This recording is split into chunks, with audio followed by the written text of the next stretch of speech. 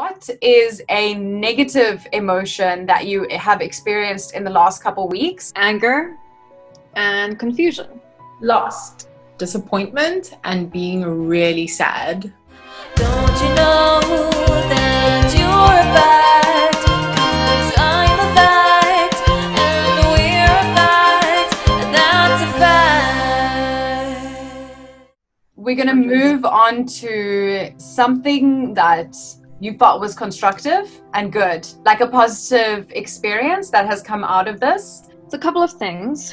One is that I've been able to strengthen my vision for what the ultimate goal is. And that is to be able to not just only coexist, but to be able to work together. And also to be able to strategically achieve that without diluting what I have to say and sharing how I feel about being a woman of color who is both susceptible to and capable of racism. And then the other thing is that what we can consider like a positive or constructive thing is that I've learned how to speak to people that do not understand my struggle, because while I feel anger, my vision tells me that my impulses that emerge from my anger is not going to get us to where we want to get to. I can express it, but it needs to be done strategically, and that is the other outcome. Also, I think the most blessed outcome is also just that amongst the white friends that I have, some of them have been absolutely understanding about this and coming to me to talk about how I feel and wanting to learn more. So that active engagement is something that warms my heart a lot and makes me feel like that vision is going to be coming true more likely than what I thought before, and bringing me closer to who I can truly be as a colored woman in South Africa. This had actually started for me prior to the Black Lives Matter movement, where I had a conversation with one of my best friends, and this is a white person, and I basically told my friend how I have experienced our friendship as a colored woman.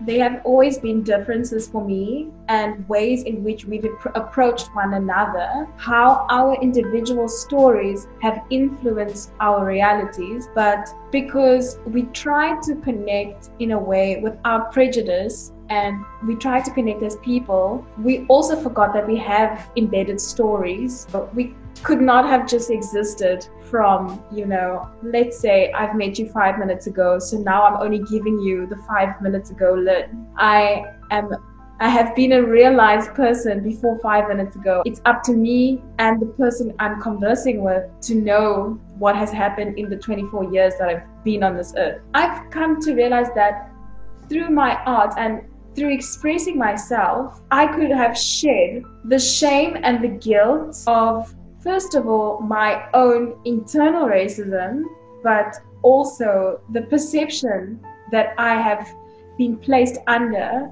and the responsibility as a colored woman, but then also as a colored woman who's gone through Model C routes and has had privileges, closer to knowing what I want to communicate through my art and how I want to communicate that. Because I know what has been holding me back and what I'm still holding on to for comfort. Even though it's not right, there are certain things that I know that I've been holding on to. Pain is comfort because we know where it comes from and we know how to deal with that pain. And I realized that through pain and not wanting to admit certain things about myself and the people that I surrounded myself with, I was not seeing my art, not seeing myself through something that I know I can achieve. And now I'm bare and I'm naked and I am ugly but beautiful and all the messy things in between. And I take that and I accept it every day. Whatever I do, I try to question.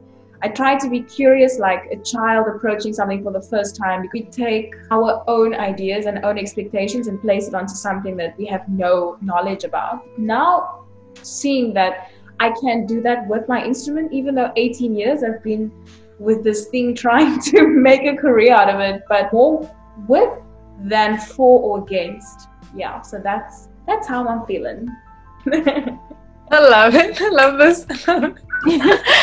For me, I do have a bit of a negative part in all of this, and that is when this whole Black Lives Matter movement started.